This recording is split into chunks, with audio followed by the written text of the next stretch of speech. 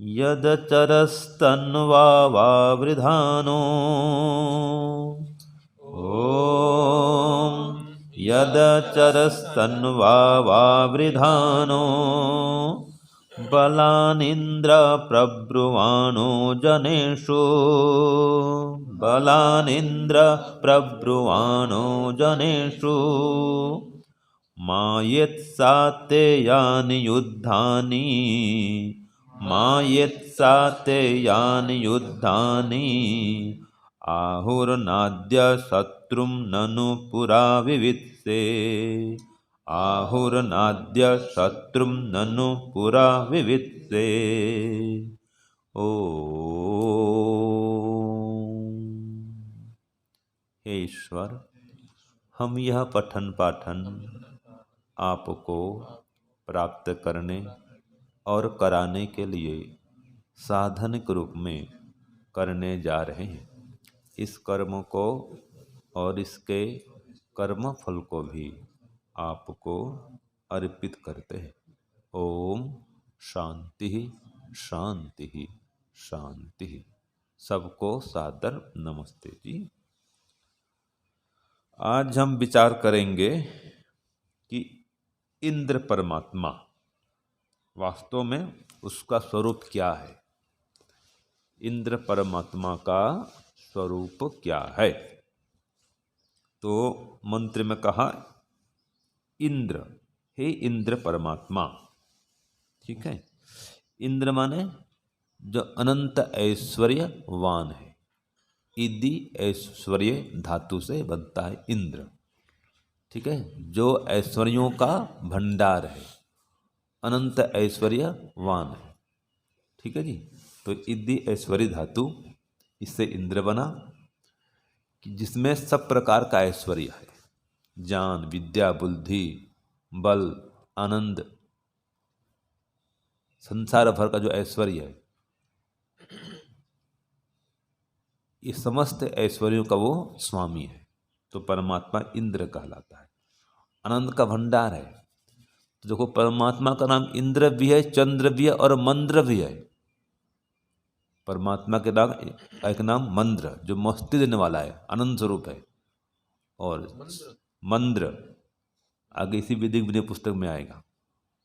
ठीक है, चंद्र माने जो आह्लाद देने वाला है, चंद्र आह्लाद से बनता है। ऐसे मंद्र, ऐसे महेंद्र भी परमात्मा का नाम है, जो महान इंद्र है। देवेंद्र भी उसका नाम है। तो परमात्मा के नाम अनेक हैं। जैसे जैसे उसके गुण, कर्म, स्वभाव होते हैं, वैसे उसके नाम होते जाते हैं। तो नाम अनेक परमात्मा के, यहाँ पर इंद्र कहा, लेकिन वो है एक। ठीक है, नाम अनेक हैं लेकिन वो एक है। तो वो परमात्मा कैसा है? यत तन्वा वावृधान। ऐसा एक अलंकारिक कथन है कि वो शरीर के साथ बढ़ता हुआ अचरह विचरा है, माने सब जगह व्याप्त है। ठीक है, चराचर जगत में विद्यमान है और एक प्रकार से कहीं भी जाना आना नहीं करता है वो, ये भी अर्थ होता है। जैसे कि चर प्राणी और अचर प्राणी। तो ये अचर माने ये पेड़ पौधे अचर हैं और हम लोग कैसे हैं? चर, जो चरने वाले हैं, गतिमान हैं। तो परमात्मा इस प्रकार से, वो तो कहीं जाना आना करता नहीं है, लेकिन फिर भी अलंकारिक कह दिया कि तू शरीर के साथ बढ़ता हुआ विचर भी रहा है। ठीक है, माने हम लोग जा रहे हैं, ये मुख्य बात है। हम सबके शरीर में वो विद्यमान है। तो शरीर बढ़ रहा है तो वो बढ़ रहा है, ऐसा ये अलंकारिक कथन है। वास्तव में वो बढ़ता नहीं है, वो कहीं जाना आना नहीं करता है। अभी तो देखो यहाँ पर कह दिया जनेषु बलानि प्रब्रुवाण। मानो मनुष्यों में अपने बलों को स्थापित करके फिर विचर रहा है वो। ये मानो लगा दिया, माने अलंकारिक। ऐसा समझो, एक कल्पना है कि हम सबके अंदर बल को स्थापित करके वो हम सबके साथ में भ्रमण कर रहा है, वो भी आनंद मना रहा है। ठीक है जी, ये अलंकारिक कथन है। फिर यानी युद्धानि आहुः, यह जो वर्णन है कि तूने युद्ध किए हैं, ये भी अलंकारिक कथन है। वो तो कोई युद्ध करता नहीं है, फिर भी कहा है युद्ध किए हैं। जिसे कहता है ना वृत्रासुर संग्राम, इसमें आता है ना जी, इंद्र क्या करता है, वृत्त को मार देता है, तो भी अलंकारिक है। वहाँ पर तो वृत्त माने बादल, ठीक है जी, और बिजली, इंद्र माने बिजली, तो वहाँ पर ऐसा कथन है। तो ऐसे अलंकारिक वर्णन वेद में भी मिलते हैं। तो जो भी तूने युद्ध किए हैं, सा ते माया इत, तो ये तो सिर्फ माया है। परमात्मा कैसा है, महान मायापति है। ये संसार भी एक माया ही है, ठीक है, सब माया में फंसे हुए हैं। जितने मायावी हैं उन सब का भी वो और मायावी है, इन सबको माया के बंधन में बांध रखा है। तो वास्तव में न अद्य शत्रुम, न कोई आज तेरा शत्रु है, न पहले कोई शत्रु था, और न पूरा विविध से, न तू पहले से ही किसी को शत्रु जाना है या शत्रु जानता है मानता है। तो तू किसी को शत्रु नहीं जानता मानता, अभी तो सब तेरे मित्र हैं, ठीक है जी। और मित्र भी कैसे, वो राग नहीं रखता, मित्रता सबसे रखता है, लेकिन राग रखता नहीं है। तो वो जो परमपिता परमात्मा ऐसा है कि न किसी में राग रखता है, न किसी में द्वेष रखता है, न किसी को शत्रु मानता है, और न किसी से विशेष ऐसा राग युक्त व्यवहार करता है।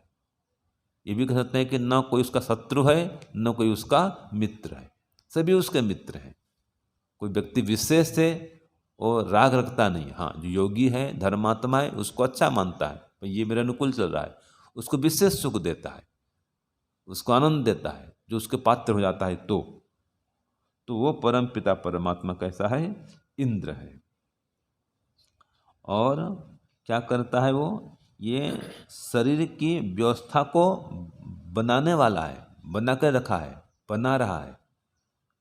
जो कहा ना, शरीर में बल के साथ वो बढ़ रहा है, शरीर के साथ बढ़ता हुआ बलों को स्थापित करता है। तो मनुष्यों में अपने बल को स्थापित करता है, हमारी शक्ति कोई भी नहीं है। जीवात्मा की अपनी शक्ति नहीं है, जो भी शक्ति है परमात्मा की है, ठीक है जी। इसलिए मैं कहता हूँ बार बार कि हम जो भी करते हैं ईश्वर की शक्ति से करते हैं, ठीक है ना जी। जहाँ भी रहते हैं ईश्वर के अंदर रहते हैं, और जो कुछ भी देते हैं ईश्वर की वस्तु को ही देते हैं। जो कुछ भी लेते हैं वो भी ईश्वर की वस्तु को लेते हैं। सारा ईश्वर परमात्मा का, अभी हमने पढ़ा। जो कुछ भी देते हैं उसकी वस्तु को ही देते हैं, क्योंकि उसका ऐश्वर्य सबको चाहिए। और जो कुछ लेते हैं वो भी उसका ही सब कुछ लेते हैं। और जिसके साथ लेन देन करते हैं वो भी ईश्वर का ही पुत्र होता है। इन 5 बातों को जो जान जाता है वो किससे छल कपट नहीं करता, अभिमान नहीं करता, कभी हताश निराश उदास भी नहीं होता, कभी अपने को असहाय नहीं समझता।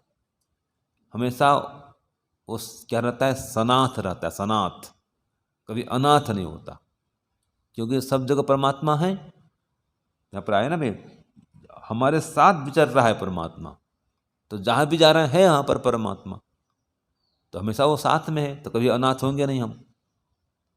तो ये उसको देखो, देवतागण उसको ही देखते हैं जो नहीं दिखने वाला है।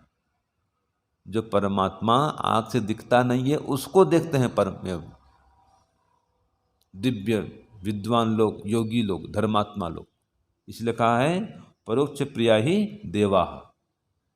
जो देव विद्वान गण हैं वो परोक्ष प्रिय हैं, जो पदार्थ दिखते नहीं हैं उनके साथ रमण करते हैं।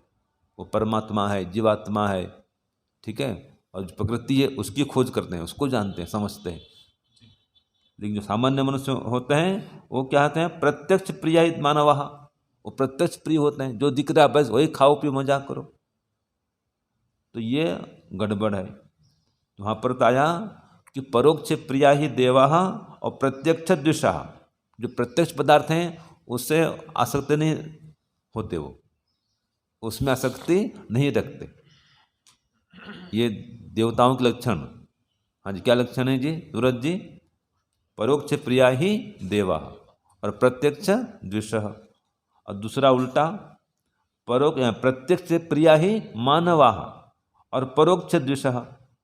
जो परोक्ष पदार्थ हैं उससे दूर रहते हैं, वो जो साक्षात दिख रहा है उसमें आसक्त होते हैं। ये मनुष्य और देवता में, देव में ये अंतर है। तो जो अपने को देव करना चाहते हैं, तो जो पदार्थ दिखते नहीं हैं उनको देखने का प्रयास करें, जैसे कि परमात्मा, जीवात्मा, उनके साथ रहने का अभ्यास बनाएं, अपने आप को पहचानें। तो आज के जो वैज्ञानिक लोग हैं ये भी ऐसे करें, शरीर को देखते हैं, जानते हैं, शरीर को मानते हैं, आत्मा के विषय में कोई चर्चा नहीं, आत्मा को जानने का कोई प्रयास नहीं। और जो शरीर की व्यवस्था है इसको तो समझ रहे हैं, लेकिन जो शरीर का व्यवस्थापक है उसको नहीं समझते। ठीक है, जितने वैज्ञानिक हैं वो क्या कर रहे हैं, शरीर की व्यवस्था को समझ रहे हैं, कैसा शरीर बना है, क्या हो रहा है शरीर में, ये नहीं वो सब खोजबीन करते हैं। ये सब सिखाते हैं, शरीर के एक एक अंग को काट के सिखाते हैं विद्यार्थियों को जो मेडिकल में पढ़ते हैं। तो शरीर को सिखाते हैं, इसकी क्रिया सब सिखाते हैं, और जो इस क्रिया का व्यवस्थापक है वो नहीं सिखाते उसको।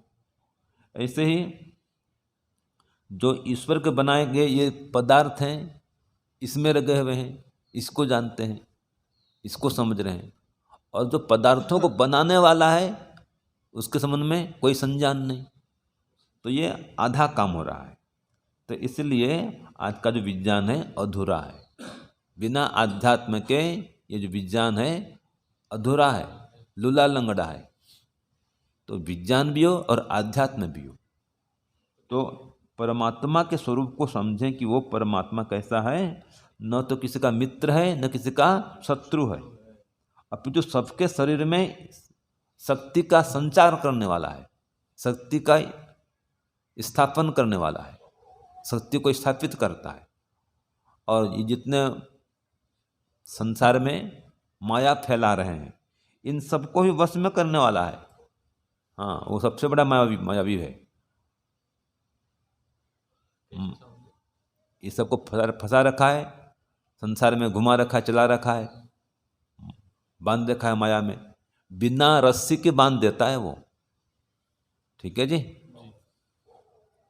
सभी लोग अपने अपने घर में कैसे बंधे हैं, रस्सी कोई नहीं है ना। परिवार में कैसे बंधे हैं, परिवार को छोड़ नहीं पाते, परिवार छूटता नहीं है, तो बंधे हैं ना भाई, स्वेच्छा से बंधे हैं। और एक बार बंध जाते हैं, कब बंध जाते हैं, तो होता है गठबंधन, नाम ही बंधन है, गठबंधन करते हैं तो जुड़ जाते हैं, बंध जाते हैं। तो वो परमपिता परमात्मा कैसा है, मायापति है। ठीक है जी। एक आया भी है, मायाभिरिंद्र मायिनम त्वम सुष्णुम अवातिरः, कि वो जो परमपिता परमात्मा है मायाओं के द्वारा ही, माने अपनी माया के द्वारा ही ये संसार जो माया फैला रहे हैं उनको वश में कर लेता है। मायिनम, जितने ये माया वाले हैं, ठीक है, छल कपट करते हैं और लोगों को ठगते हैं, तो ये सब उसके सामने कुछ भी नहीं है। इन सबको परमात्मा वश में कर लेता है। तो वो परमपिता परमात्मा इंद्र है, सबसे अधिक ऐश्वर्यवान है, सबसे अधिक